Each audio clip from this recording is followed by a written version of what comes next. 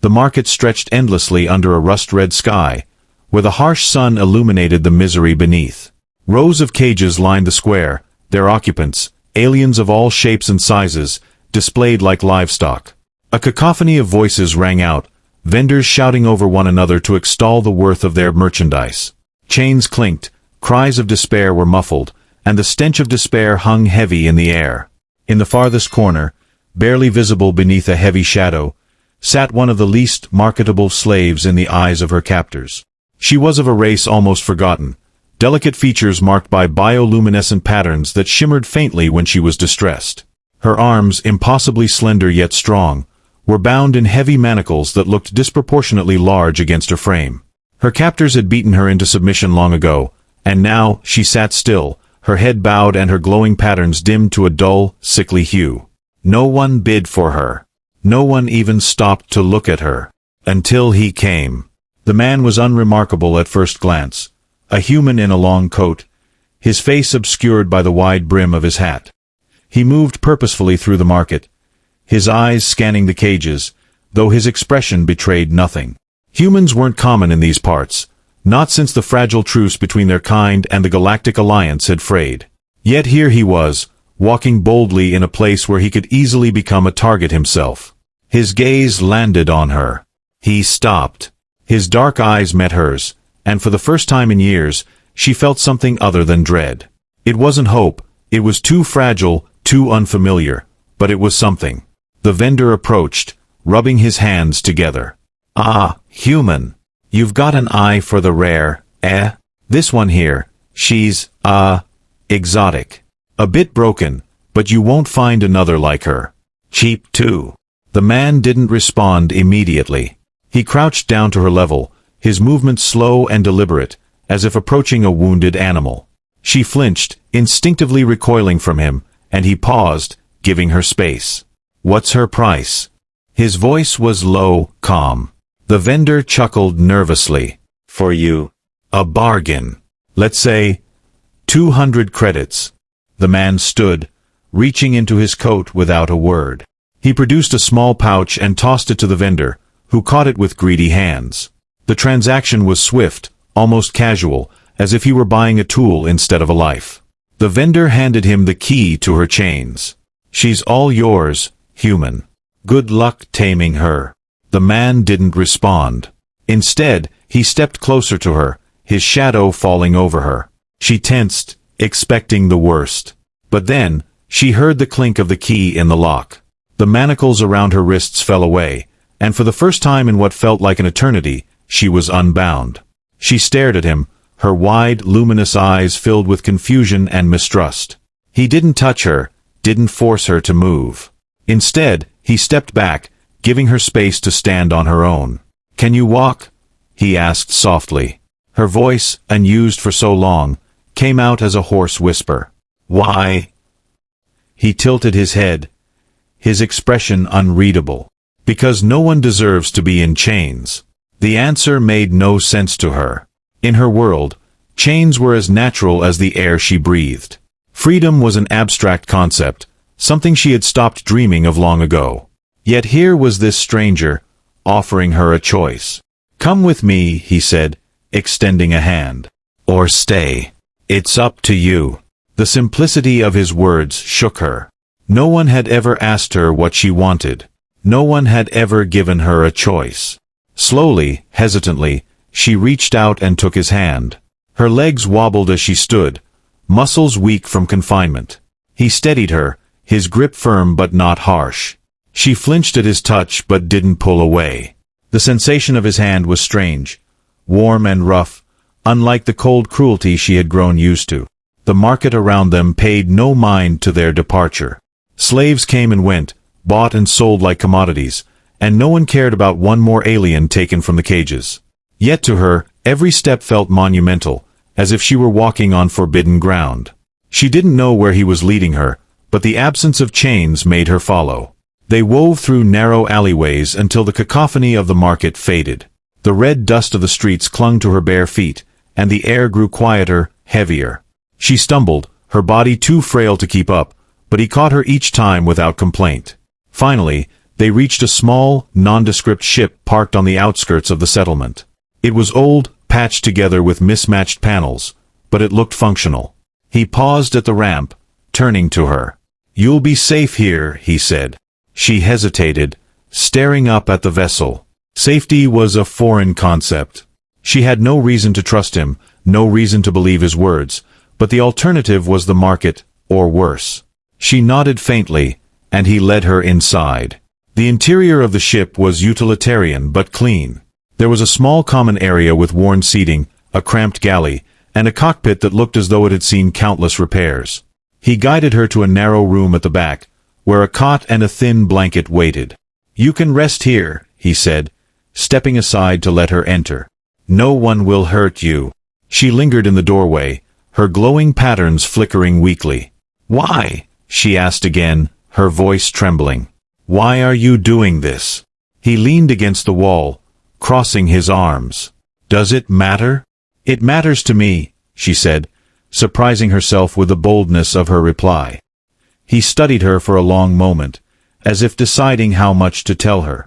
"Let's just say I've seen enough suffering to last a lifetime. If I can stop even a little of it, I will." His words were simple, but they carried a weight she couldn't fully understand. She stepped into the room and sat on the edge of the cot, her body sinking into the unfamiliar softness. "What's your name?" he asked. She hesitated. Her captors had stripped her of her name long ago, calling her by a number instead.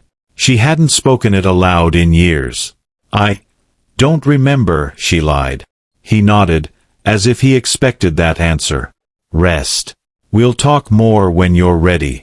He left her alone, closing the door behind him. For the first time in as long as she could remember, she was surrounded by silence. No shouting, no clinking of chains, no sharp pain. Just silence. She didn't trust it. Sleep came in fits, interrupted by nightmares of the market and the faces of her captors.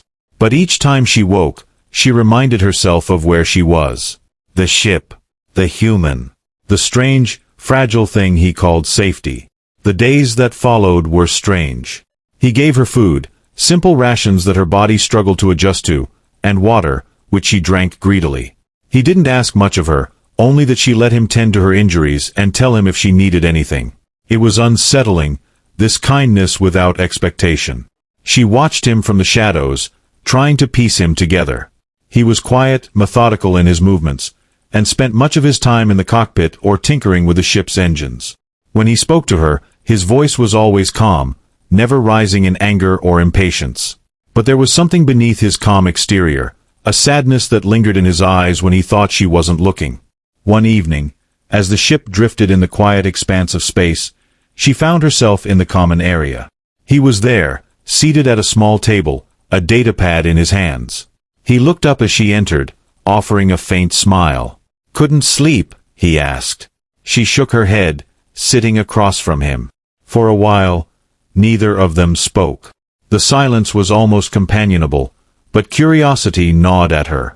"What happened to you?" she asked finally. "Why do you do this?" He set the datapad down, leaning back in his chair. "You don't let up, do you?" She shrugged, her bioluminescent patterns pulsing faintly. "You saved me. I think I have the right to ask." He sighed, running a hand through his hair. "Fair enough." He was quiet for a moment before he spoke again. "I used to be a soldier. Fought in a war that wasn't mine to fight. Saw too many people, humans, aliens, it didn't matter, torn apart because someone higher up decided their lives didn't matter." She listened intently, sensing the weight of his words. He continued, his voice growing softer. "I got out when I couldn't take it anymore. Tried to disappear. But everywhere I go, I see the same thing. People suffering because someone with power decides they're less than human, less than alive. I couldn't ignore it anymore." His gaze met hers, and she saw something raw and unguarded in his expression. "That's why I saved you. Because no one deserves to be treated like you were." Her throat tightened, and for a moment, she couldn't find the words to respond. Finally, she whispered, "Thank you." He nodded, as if that was all he needed to hear. As the days turned to weeks, she began to heal. Her strength returned, and so did her sense of self. She started to remember fragments of her past, a name, a place, a life before the chains. She shared these pieces with him, and he listened without judgment. In turn, she learned more about him. He wasn't just a soldier, he was a man who had lost everything. His family, his home, his faith in humanity. Yet somehow, he had found the strength to keep going, to help others even when he had nothing left to give. Together, they forged an unlikely bond. He taught her how to navigate the ship, how to defend herself, how to survive in a galaxy that had shown her no mercy. And in return, she reminded him of something he thought he had lost long ago: hope. Their journey was far from over. The galaxy was vast and unforgiving, and the shadows of her captors still loomed over them. But for the first time in years, she felt something she never thought she'd feel again. Freedom. And it was enough. Her newfound freedom, fragile as it was, came with its own challenges. Each passing day on the ship brought her closer to remembering who she had been before captivity. Fragments of a life surfaced, memories of her people, a vibrant world of bioluminescent forests, and a deep connection to her kind. Yet each memory was tinged with sorrow, for she knew that her planet had been raided and her people scattered or enslaved. The human didn't press her for details. He seemed to understand that some wounds took time to heal, and some stories were too painful to tell. Instead, he focused on teaching her the skills she needed to survive. One day, as she practiced with a knife he'd given her, a simple blade with a worn grip, he watched her from across the cargo hold. She was a quick learner, her movements fluid and precise despite her lingering frailty. "You've done this before," he remarked. She paused, the blade resting in her hand. "We were hunters," she said quietly. "Before everything. My people didn't need weapons like this, but we knew how to fight." "Why not weapons?" he asked, curious. She hesitated, then pointed to the glowing patterns on her arms. "These aren't just for show. They let us connect with each other, with the world around us. We didn't need weapons because we could sense danger before it came." His brow furrowed. "Sounds like a gift." "It was," she said, her voice tinged with sadness. "Until they used it against us. The slavers, they learned how to sever the connection. They took away what made us strong." He was silent for a moment, as if weighing her words. Then he stood and approached her, holding out his hand. "Let's see what you can do now." She blinked, confused. "What?" "Show me what a hunter from your world can do," he said, a faint challenge in his tone. She hesitated, then stepped into a defensive stance. He circled her, his movements deliberate, testing. The sparring began slowly, each of them gauging the other. He moved like a soldier, efficient, disciplined, but she moved like a predator, her instincts sharp despite her years of captivity. The bout ended when she disarmed him with a deft twist, the blade in her hand pressing lightly against his throat. He raised his hands in surrender, a small smile playing on his lips. "Not bad," he said. She lowered the blade, a flicker of pride in her eyes. "You're not bad either." The days turned into weeks, and she grew stronger with each passing day. She began to venture out of the ship when they docked at spaceports, her fear of being recaptured slowly giving way to a cautious confidence. He was always close by, watching her back, but he never hovered. He trusted her to find her footing. One day, as they prepared to leave a bustling trade hub, she noticed something strange. A group of figures in dark cloaks lingered near the edge of the docking bay, their eyes fixed on the ship. Her instincts prickled, and her patterns flared faintly. "We're being watched," she murmured as they boarded the ship. He followed her gaze, his expression hardening. "Slavers." "Maybe," she said, her voice tense. "They feel wrong." He didn't ask how she knew. He had learned to trust her instincts. "Strap in," he said, heading for the cockpit. The ship lifted off smoothly, but as they cleared the atmosphere, an alarm blared. A hostile vessel had locked onto them, its weapons primed. "Looks like someone doesn't want us leaving," he muttered, flipping switches and adjusting the controls. She gripped the seat, her patterns pulsing with anxiety. "What do we do?" "Hold on," he said grimly. "This is going to get messy." The hostile ship fired, and he dove the vessel sharply, the blasts missing them by a hair. She watched as he maneuvered with practiced skill, evading the enemy's attacks while plotting a course for the nearest jump point. But the slavers were relentless. A second blast hit their shields, rocking the ship violently. Sparks flew from the console, and she cried out as the lights flickered. "We're not going to make it," she shouted. "Yes, we will," he said through gritted teeth. "Take the turret. Now." She didn't hesitate. Scrambling to the gunner's seat, she strapped herself in and grabbed the controls. The turret swiveled under her command, and she took aim at the pursuing ship. Her first shots missed, but she adjusted quickly, her hunter's instincts kicking in. The next volley struck true, damaging the enemy's engines. The pursuing ship faltered, giving them just enough time to reach the jump point. He punched the controls, and the stars stretched into streaks of light as they entered hyperspace. When they emerged, the ship was eerily quiet, the only sound the hum of the damaged engines. She slumped in her seat, her hands trembling. He appeared moments later, his face pale but determined. "You did good," he said, placing a hand on her shoulder. She looked up at him, her glowing patterns dim but steady.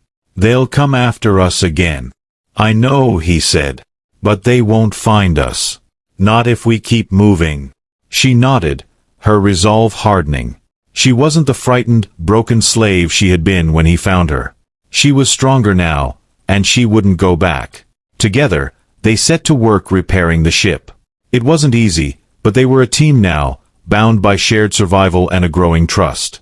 For the first time, she began to believe that freedom wasn't just a fleeting illusion, it was something worth fighting for. And she was ready to fight. The ship drifted in the relative safety of empty space, but they both knew it wouldn't last. Their escape had damaged the slaver's vessel, but it wouldn't stop them for long. The network would come for her, and now for him, too. As she watched him work tirelessly on the ship's damaged systems, she felt a pang of guilt. "You should have left me," she said quietly, her bioluminescent patterns flickering faintly. He paused, glancing at her over his shoulder.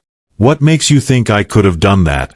"You're risking everything," she said, lowering her gaze. "They'll never stop hunting us." "Maybe not," he admitted, returning to his repairs. "But I've made my choice. The question is, what choice are you going to make?" She didn't answer right away, her mind racing. Her instincts screamed to run, to hide, to survive at all costs. But something had shifted within her since he freed her. She wasn't just surviving anymore.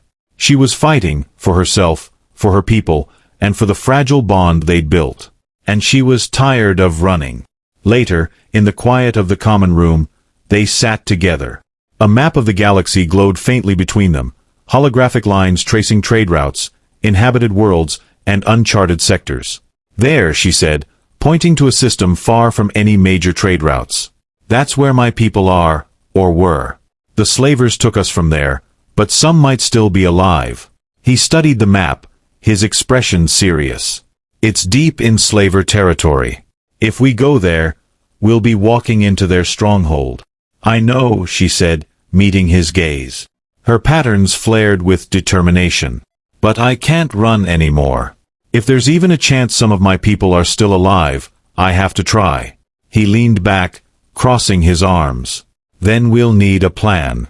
Something big enough to take out the slavers and get your people out." She tilted her head, studying him. "You're coming with me?" "Of course," he said with a faint smile. "You think I'd let you have all the fun?" For the first time in a long while, she smiled back. The plan was simple in theory but perilous in execution. They would infiltrate the slavers' base under the guise of a stolen ship, using forged access codes he had acquired from an old contact. Once inside, they'd locate any surviving members of her species and disable the slavers' operations from within. The journey to the slavers' stronghold was tense. Every scan, every transmission made her stomach twist with fear, but he was calm and focused, guiding the ship through the dangerous territory like a seasoned navigator. When they finally arrived, the sight of the slavers' base made her breath catch. It was a sprawling facility carved into a massive asteroid, surrounded by patrol ships and defense turrets. It looked impenetrable, but they had no choice. The stolen access codes worked, and they docked without incident. She kept her glowing patterns dim, wrapping herself in a cloak to conceal her identity. He carried himself with the confidence of a man who belonged there, even as his hand lingered near the blaster on his hip. Inside, the base was a hive of activity. Slavers barked orders, and captives were herded through dimly lit corridors. It was all too familiar, and she had to fight the urge to flee. "Stay close," he murmured, his voice grounding her. They made their way through the base, following the map he'd downloaded from the ship systems. It led them to a holding area, where cages lined the walls. Her heart ached as she saw the faces of her people, their glowing patterns dimmed by despair. "We'll get them out," he promised, already working on the control panel that would release the locks. The doors hissed open, and the captives stared at them in disbelief. She stepped forward, lowering her hood. "You're free," she said, her voice trembling. "We're here to take you home." For a moment, there was only silence. Then, one by one, they stepped out of their cages, their glowing patterns brightening with hope. The escape wasn't quiet. The alarm blared as they led the captives through the corridors, the slavers scrambling to respond. He and she fought side by side, their movements seamless as they took down anyone who stood in their way. In the chaos, she found herself face to face with the slaver who had once held her in chains. He sneered, raising his weapon, but she was faster. Her blade flashed, and he fell, his expression frozen in shock. The fight ended when they reached the hangar, where the captives boarded the stolen ship. He rigged the slaver's base with explosives, setting a timer as they prepared to leave. "Are you sure about this?" she asked as he climbed aboard. "Positive," he said, offering her a hand. "Let's give them something to remember us by." As their ship sped away, the base exploded in a brilliant flash, sending debris scattering into the void. The journey to her homeworld was long, but it was filled with a quiet hope. The captives began to heal, their glowing patterns returning to life as they shared their stories and dreams. When they finally arrived, the sight of her world brought tears to her eyes. The forests glowed with bioluminescent light, untouched by the horrors she had endured. "You're home," he said as they landed. She turned to him, her patterns shining brightly. "You're part of this now. You don't have to leave." He hesitated, then nodded. "Maybe it's time I stopped running, too." Together, they stepped into the light of her world, knowing the fight wasn't over but believing, for the first time, that they could make a difference. And so, the hunter and the soldier became something more, a beacon of hope in a galaxy that desperately needed it. They had found freedom, not just for themselves but for others, and they weren't about to stop there.